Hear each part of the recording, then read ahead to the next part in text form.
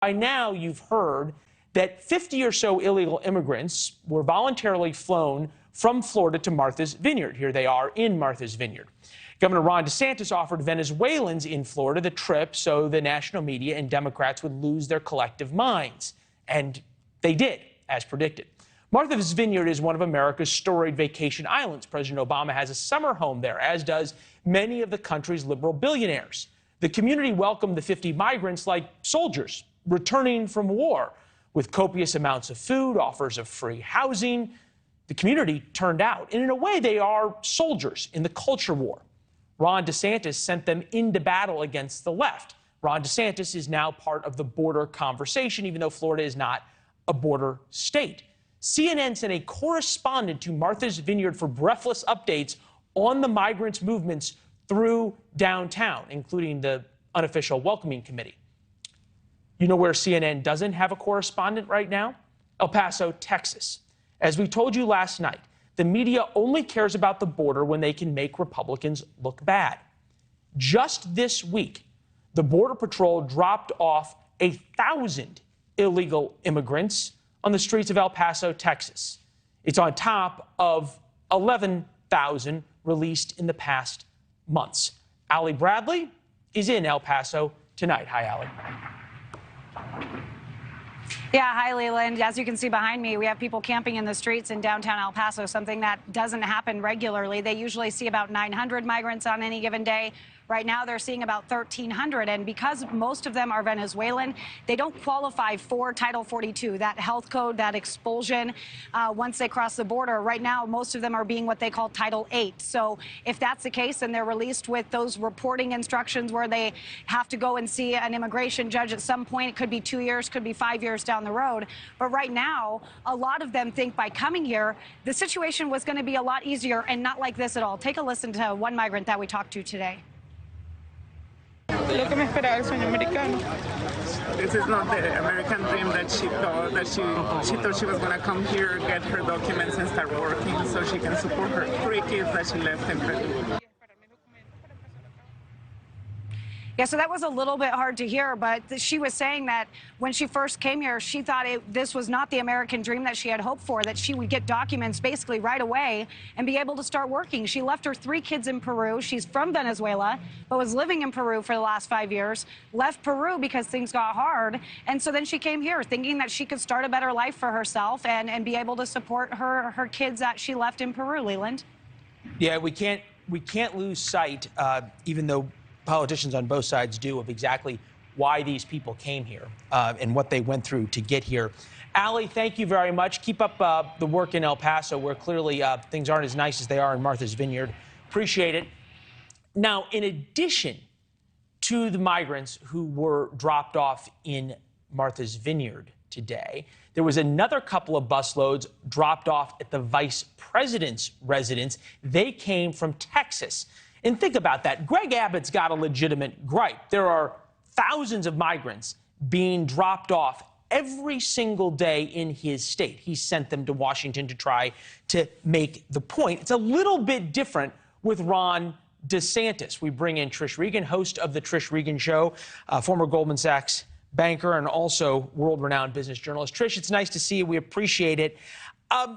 Look, what Greg Abbott's done over the past couple of months has been pretty politically shrewd. Are we right to make a distinction between politically shrewd Greg Abbott trying to get attention to a problem in his state and Ron DeSantis, who it seems like this is just nothing more than a political stunt? I think in some ways they're all political stunts. I mean, let's just be honest with each other. These are politicians, right? But what I would say, Lynn, is it's extraordinarily challenging for any of these states dealing with the influx of illegal migrants to manage that. And they've got to figure out housing, they've got to figure out education, they've got to figure out medical issues that these illegals have. All of this costs money, right? Like, you know, I come at it from an economic angle. So let's just think about the economic toll that it's taking on Texas or on Florida in some cases. And look, I get it. Like, it's a nice gesture. Everyone in Martha's Vineyard who doesn't have to deal with that economic challenge and the societal implications of that challenge like they do in Texas or in some cases Florida, they can say, hey, come on, come one, come all, and open their arms, and that's great.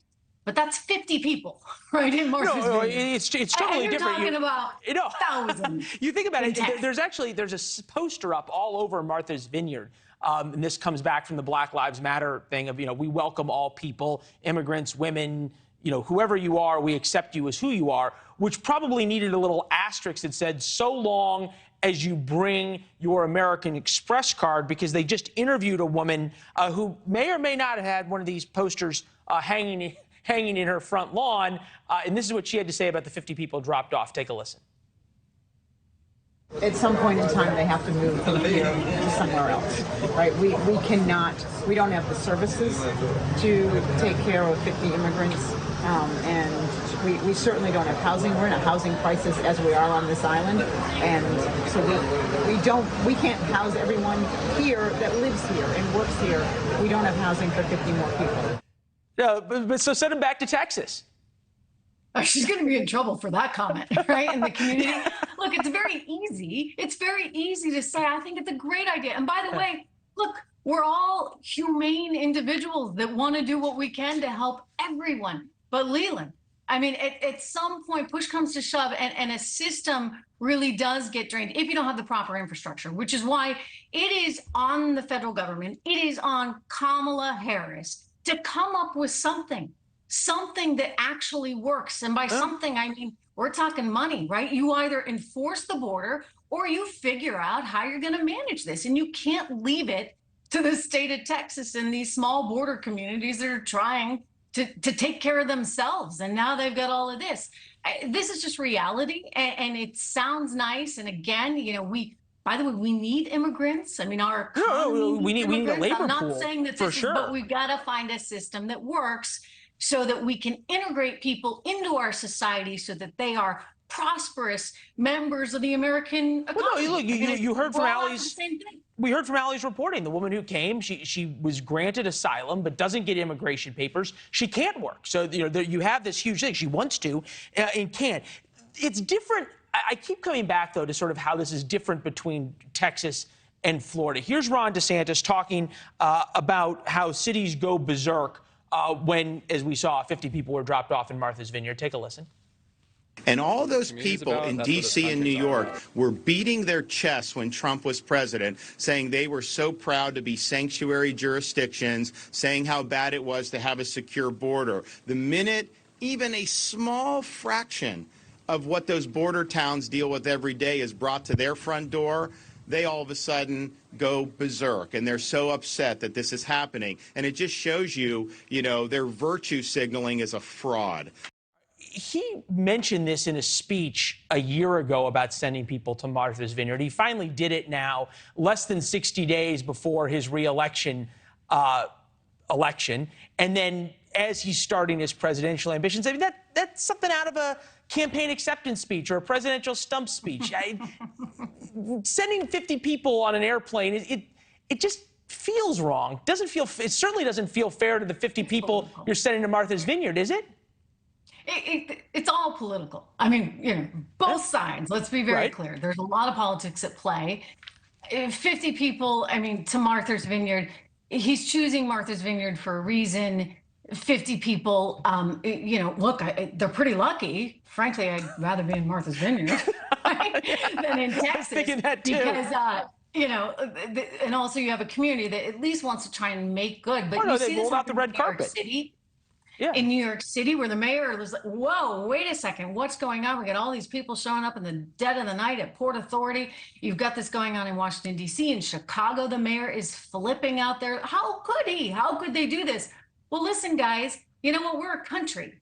And right now we have a very challenged border, the most challenged border we've ever had, the most porous border we've ever had.